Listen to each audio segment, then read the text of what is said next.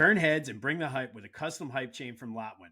Perfect for youth sports, fantasy football, or just flexing your pride. Go to Lotwin.com, use the promo code TCCPOD for 10% off your order. That's Lotwin.com, promo code TCCPOD for 10% off. Get your custom hype chain and get hype with Lotwin.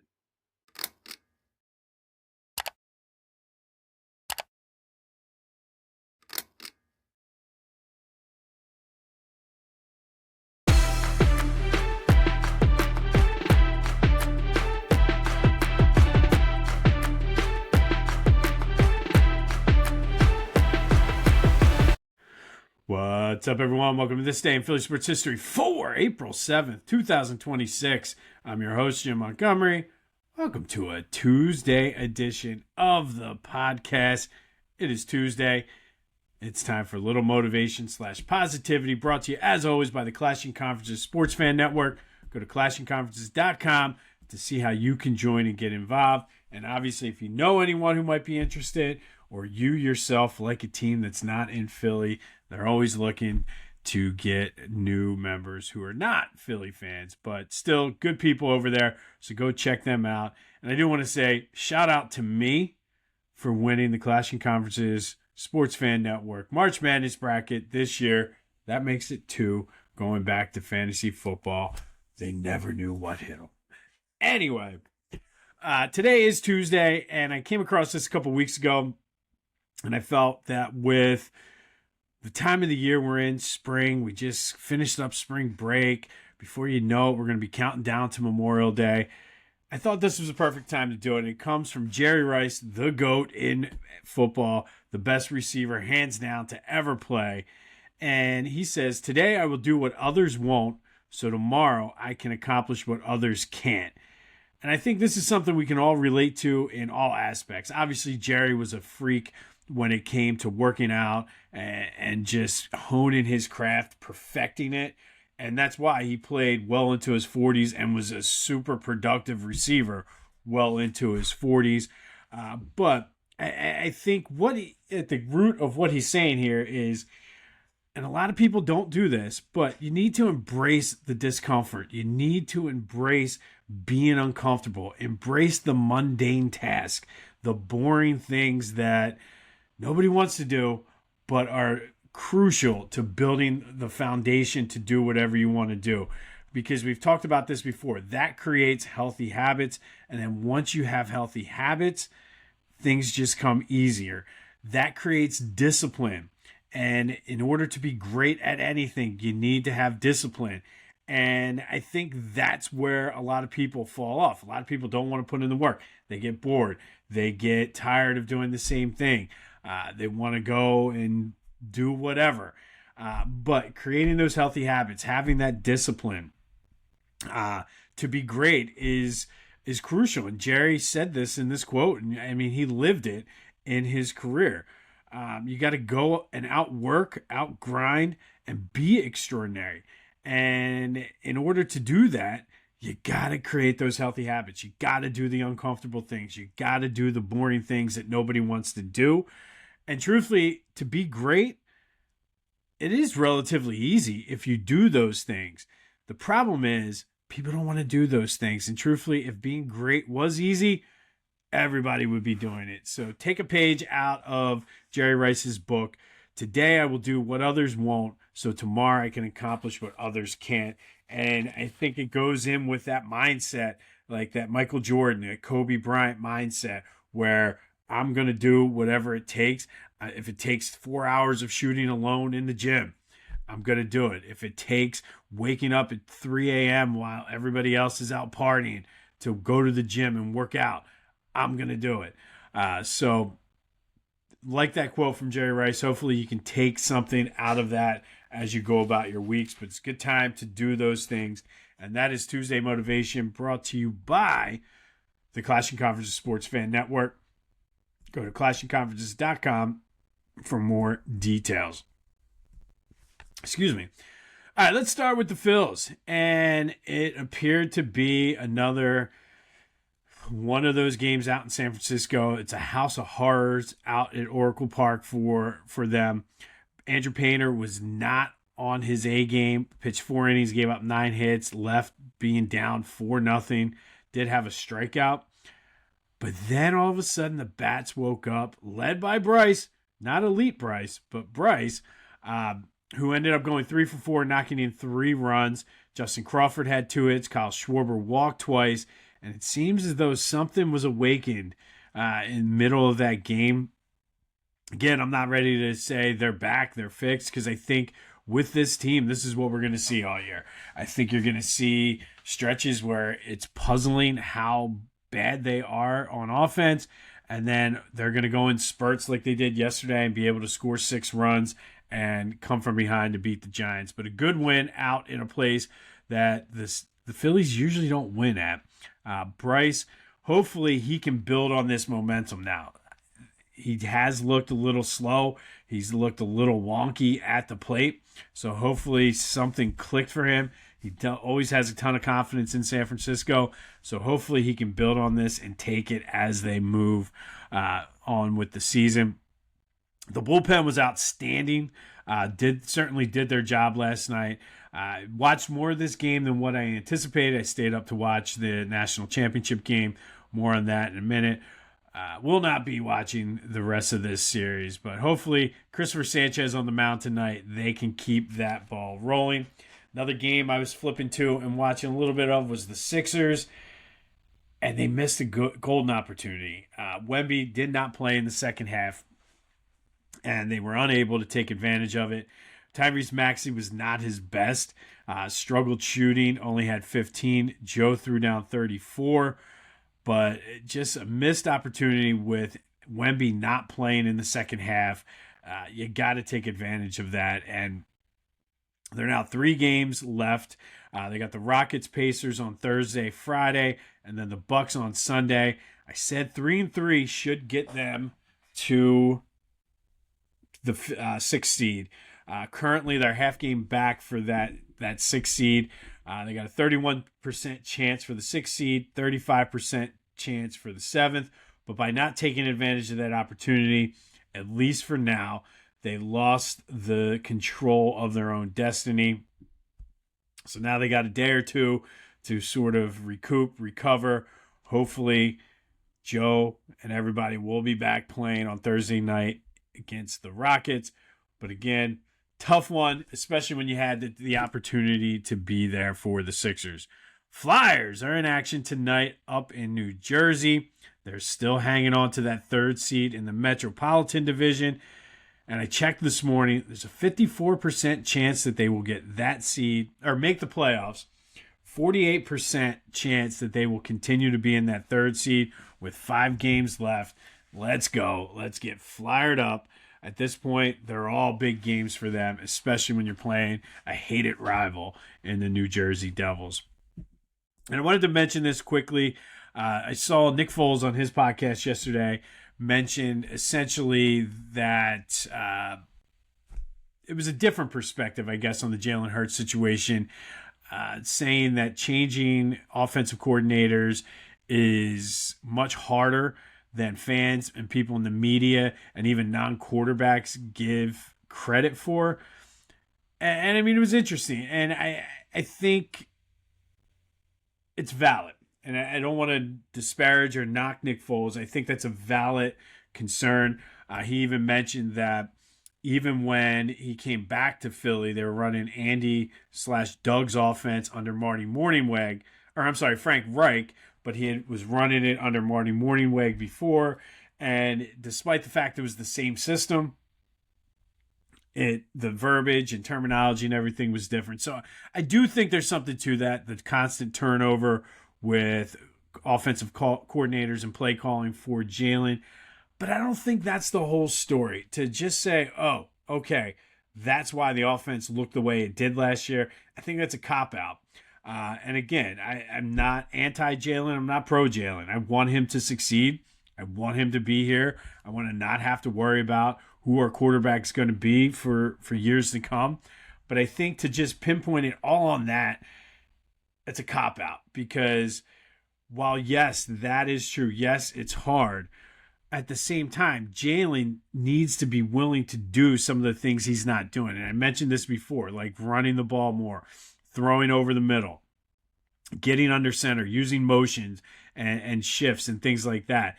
So I think that's only a piece of it. And now, again, not to disparage Nick, and maybe he was talking about somebody like me who's never played quarterback to know how those shifts and everything with the new offense. And I agree. Part of it is the constant turnover, but at the same time, I cannot put that all on. That's the reason why the offense struggles sometimes under Jalen. But would love to know your thoughts on that. Again, a lot of people respect Nick Foles. What are your thoughts on that? 267-495-8531. That's the Back to the Future voice and text line. Get that. Anything else Philly sports related off of your chest. And then yesterday, I forgot to give the trivia question, so we're going to have two today. The bonus, how many division championships have the Flyers won? I don't think they have a shot to win the division this year, but over the course of their history, how many times have the Flyers won their division, whether it was the Patrick division, the Atlantic division, Metropolitan, whatever division they're in? How many times have the Flyers won it? All right, some quick housekeeping notes. Be sure to follow me on all social media platforms at Philly Jimbo. Subscribe to the YouTube channel, Jimbo_Mont, and continue to spread the word. And I got a lot of comments overnight because Michigan won the national championship. And everybody says, for somebody who's such a big pro sports, Philly sports guy, how the hell did you start and get involved with Michigan? And it's a really simple answer. I was always a Temple guy. Watching John Chaney and things like that, they were always breaking my heart, even back then as a kid. When I started really following and watching college basketball in the late 80s, early 90s. For college football, I was a Temple guy. There was a couple guys from my high school that went to Temple, but they just weren't that good. So in my house, it was Penn State. I was almost sort of forced to be a Penn State fan because Penn State was on all the time. Notre Dame was on all the time. And apologies to my Irish fans out there. I hated Notre Dame. Wanted no parts of anything to do with Notre Dame. Didn't get caught up in the Miami thing. Wasn't a huge Penn State guy, but kind of was the thing. And then the Fab Five happened. And first time I remember really watching the Fab Five was in 1991 when they played Temple in the first round of the NCAA tournament. I was rooting for Temple, but I saw something in them. So I started watching the Fab Five, and that football season, I'm like, oh, Michigan. And it happened to be when Penn State moved to the Big Ten. So you saw more Big Ten games, more Michigan, because at the time, a lot of times, it was only Michigan, Ohio State at the end of the season. So that's sort of where it took off. I'm a Temple guy first, always will be. 93, or was it 92, 93, whatever. My years might be a little off by a couple, but whenever Michigan played Temple in the tournament, which did happen twice, I was Temple first and then Michigan.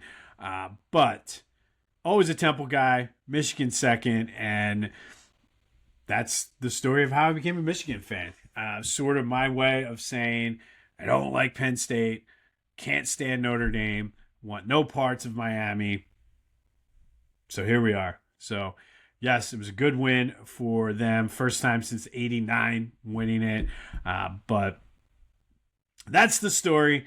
I won the March Madness bracket. I won my brothers. So they also won me a little bit of money. Everybody was sleeping on the Wolverines. Go Blue. Reppin' Philly ain't a choice. It's a way of life. PhillyGoat.com is your one-stop shop for Philly pride. Use the promo code Jim Montgomery for 10% off. Look fresh. Stay Philly. Philly Goat. Go Birds. All right, April 7th. First, let's go back to 1970. And on this day in 1970, it was the last opening day at Connie Mack Stadium.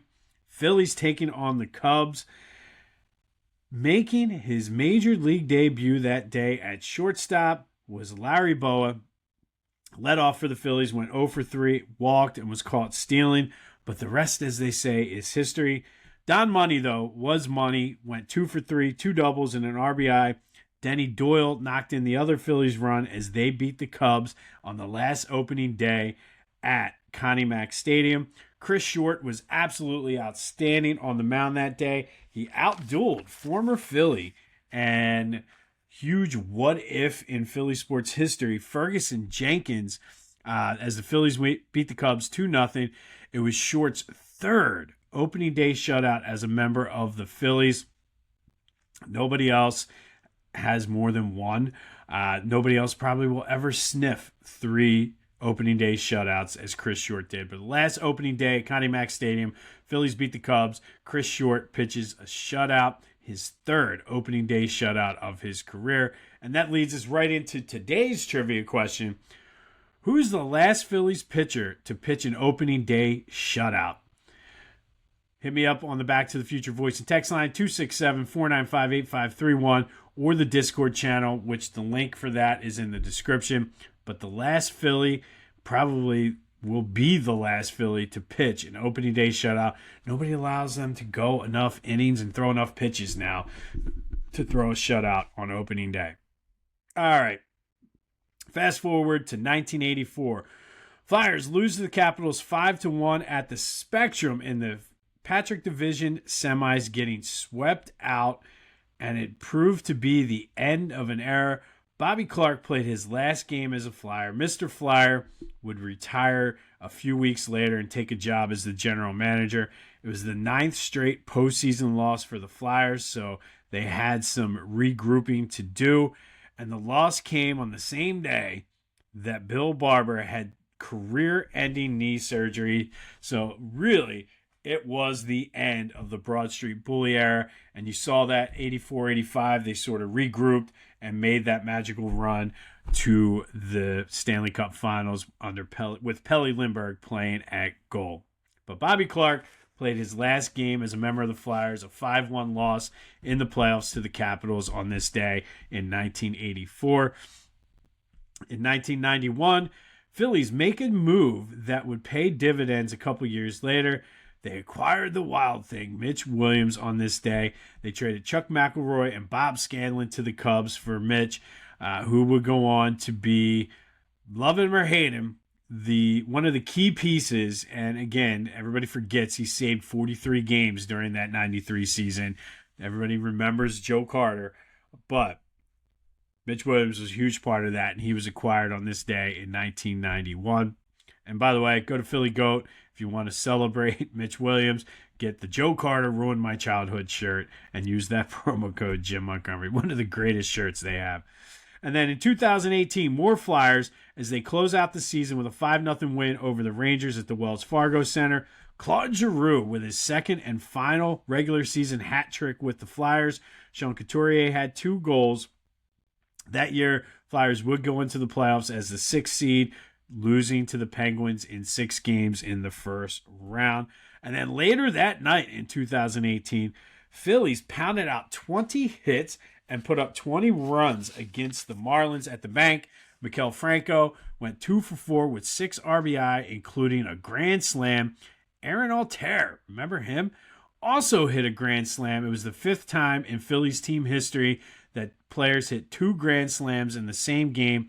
Carlos Santana and Jorge Alfaro also homered that day as the Phillies beat the Marlins 20-1. Vince Velasquez was on the mound, pitched 6 innings, gave up the 1 run, and had 6 Ks. And then we talked a little bit about this yesterday.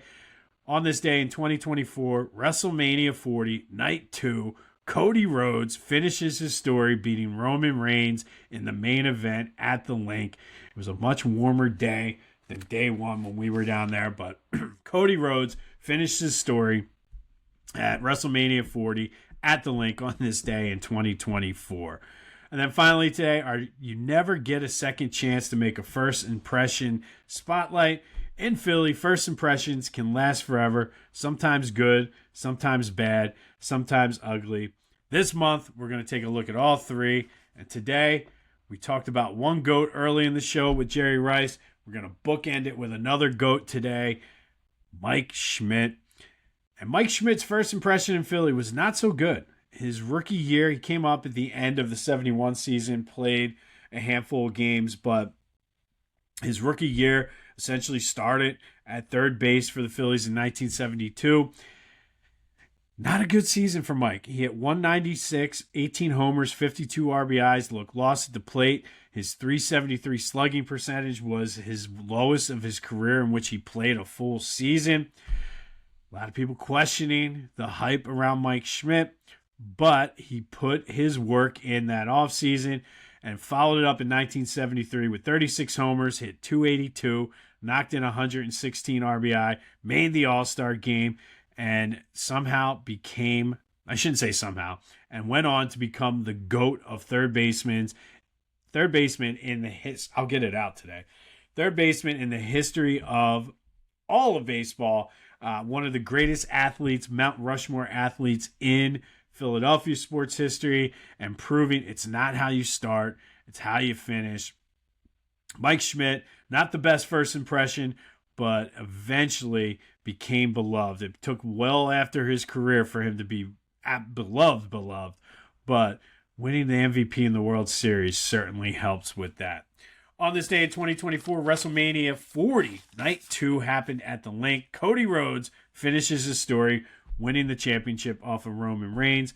2018, Flyers close out the season 5-0 over the Rangers. Claude Giroux with a hat trick, and then Aaron Altera and Maikel Franco later that night both hit grand slams as the Phillies beat the Marlins 20-1.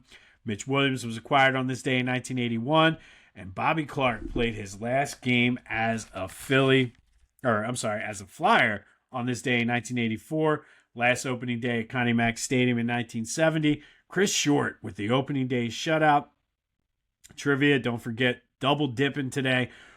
How many division titles have the Flyers won? And who was the last Philly to pitch an opening day shutout? We'll have more on the Flyers as they look to stay hot as they travel up to New Jersey to take on the Devils.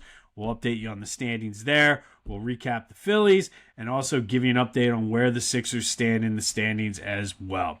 This has been This Day in Philly Sports History for April 7th, 2026. My name is Jim Montgomery.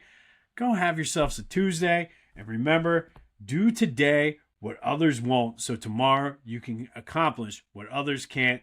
Thank you to the GOAT Jerry Rice for today's quote. And until next time, I'll see you when I see you.